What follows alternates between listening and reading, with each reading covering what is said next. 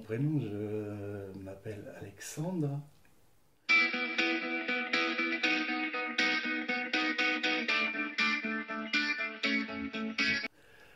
C'est pas mon vrai prénom, je l'ai changé. Parce que mon vrai prénom, je l'aimais pas. Donc j'ai pris le prénom de mon grand-père, qui était le dernier, le troisième prénom. Voilà, donc je m'appelle Alexandre.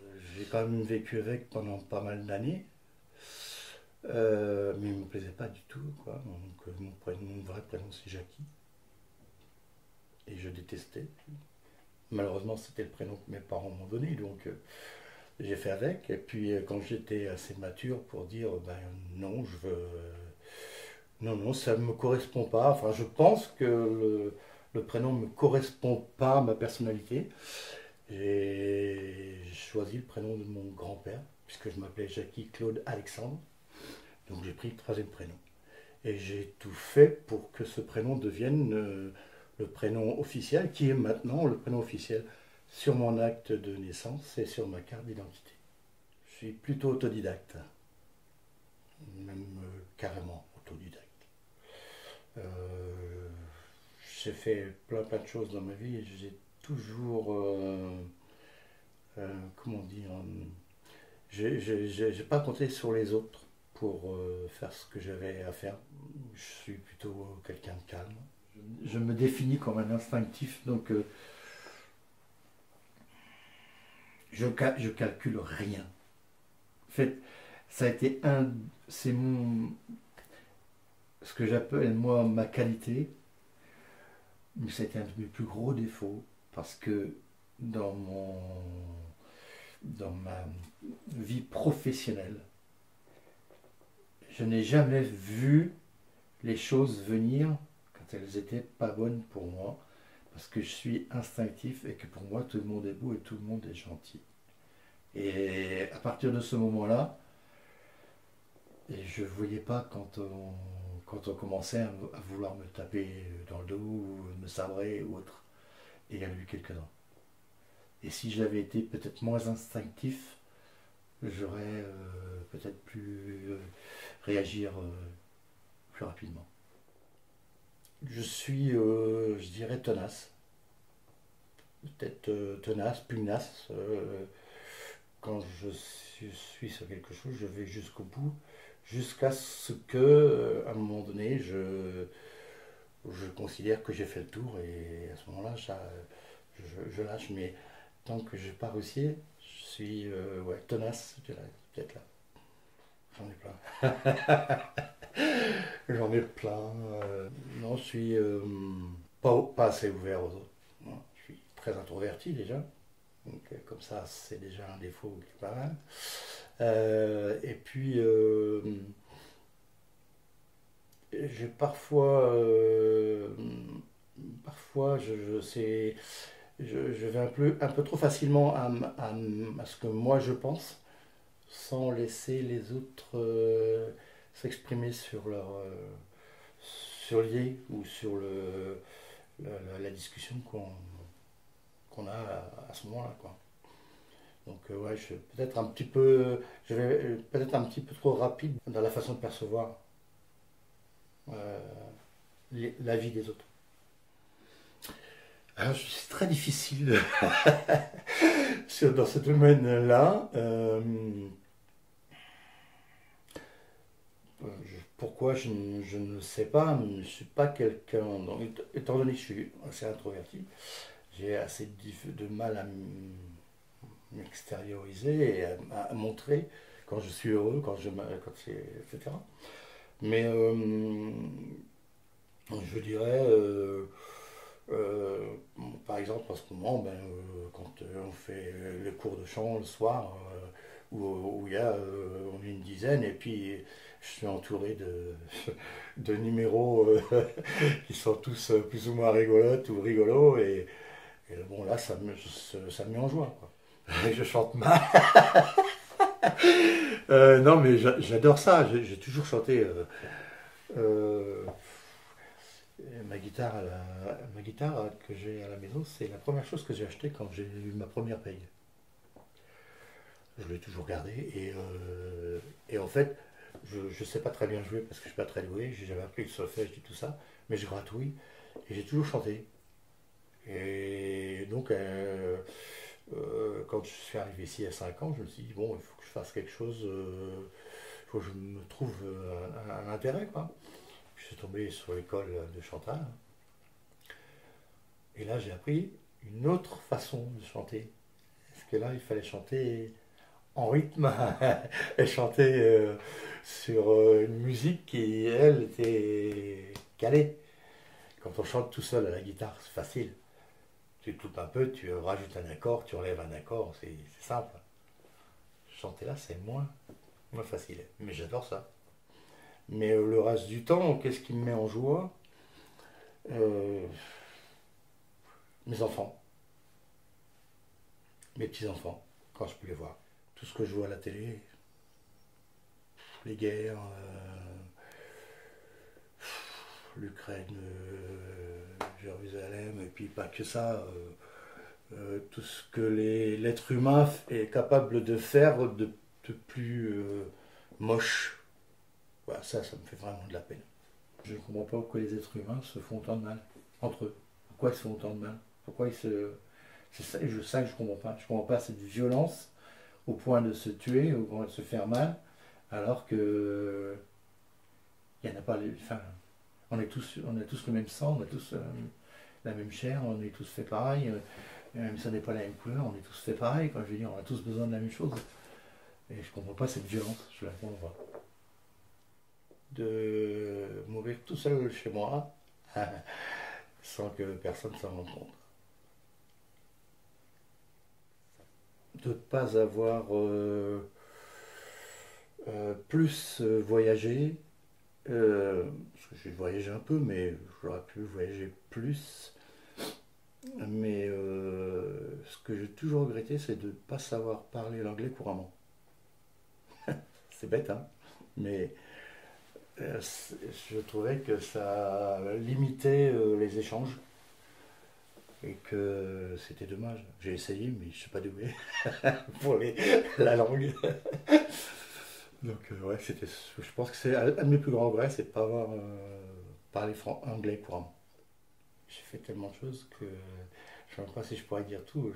Entre tous les sports que j'ai fait, euh, en passant par le football, le tennis, le karaté, l'équitation, la salle, le volley, le hand. Enfin, j'ai touché un peu à tout. Et puis aussi, ben, mon côté artistique. Mais mon côté artistique, je l'ai trouvé assez tardivement. Et c'est d'ailleurs assez intéressant parce que c'est quand je me suis retrouvé au chômage, j'ai fait un bilan de compétences. Et j'étais extrêmement étonné quand à la fin du bilan de compétences, la femme m'a demandé alors pour vous, quelle est votre principale force? J'ai dit moi, je suis un technicien, quoi. Et elle m'a dit non, pas du tout. Vous êtes un artiste. Et là, je me suis dit pourquoi elle me dit ça, quoi. Et elle m'a répondu, vous jouez de la guitare? J'ai dit oui. Vous chantez? Oui, mais pour moi, non, chez moi. Oui. Vous avez fait du théâtre? Oui, mais en amateur. Euh, vous dessinez? Oui, mais juste pour moi. Elle a dit, vous n'êtes pas un technicien, vous êtes un artiste. C'est à ce moment-là que j'ai commencé à développer certaines choses. Psychologiquement, je crois que c'est ce que je dis depuis le début, c'est que je suis tenace, quoi. Quand je fais quelque chose, si vraiment je veux quelque chose, je vais aller au bout. Je vais psychologiquement, je vais faire ce qu'il faut pour tenir le coup et pour aller au bout. Et il y a quelqu'un qui a dit, je ne sais plus qui, que la plupart du temps, les gens avaient peur du silence. Que comme si, quand on ne parle pas ou qu'on ne dit rien, il fallait absolument combler le vide. Moi, c'est pas mon cas, ça me dérange pas. Le silence me gêne pas, au contraire, même il m'apporte un certain, capacité à imaginer. J'ai un imaginaire très... je- j'ai mis sur mon Facebook, des œuvres que j'ai faites. Mon père était peintre illustrateur. Il pouvait faire un tableau d'un paysage et en faire pratiquement une photo, quoi. C'est-à-dire c'était dans les détails, etc. Moi, c'est pas absolument pas ça. Moi, je suis dans l'instinctif et l'abstrait. Je pars d'une feuille, je trace une courbe, et puis après, je laisse divaguer, et j'en trace une deuxième, et puis une troisième, et après, en fonction de ça, ben, des choses se mettent en place, et je finis par faire un dessin, mais qui est toujours, sont toujours des dessins euh, pleins de symboles. Il y en a qui jouent avec la couleur, il y en a qui jouent pas. Moi, je joue avec les symboles. En fait, c'est du dessin au trait instinctif avec après une coloration. J'ai fait des années de thérapie pour essayer de les trouver. J'en ai trouvé certaines, je ne les ai pas trouvées toutes. Mais on va dire qu'au bout de 10 années de thérapie, mon, mon, mon psy m'a dit, bon, maintenant je pense que ça va aller pour vous. Euh, non, mes faiblesses psychologiques, elles sont surtout affectives. C'est uniquement ça. Et le domaine affectif qui est touché en premier. Ce qui explique d'ailleurs, c'est probablement mon parcours de vie. Hein, voilà. Après, je sais pourquoi on en a parlé, on m'a expliqué, etc. Tout ça, ça revient de l'enfance, etc. Beaucoup de choses. Euh, mes faiblesses physiques, il y en a de plus en plus au fil des années. Non, je dirais c'est toujours la même chose. Hein, c'est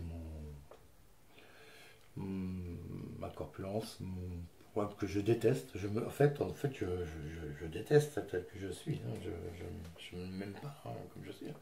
Je, j'ai réussi pendant, allez, jusqu'à l'âge de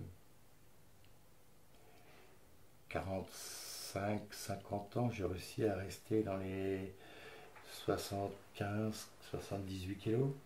1m75, 78 kilos, c'était ce que je voulais. Après c'était fini, j'ai plus réussi parce que plus ça va, moins je peux faire de sport. Et en fait, c'était dans le sport que j'arrivais à perdre, quoi. Donc, ma faiblesse, elle est là. Physique, elle est là. Ouais. Je suis passionné par la science-fiction. En fait, c'est parce que je crois au fait qu'on n'est pas les seuls sur Terre que je suis très intéressé, très captivé et très, comment dire, j'adore la science-fiction. Euh, D'ailleurs, si j'ai à choisir, par exemple, entre une dizaine de films, systématiquement, je vais prendre celui-là.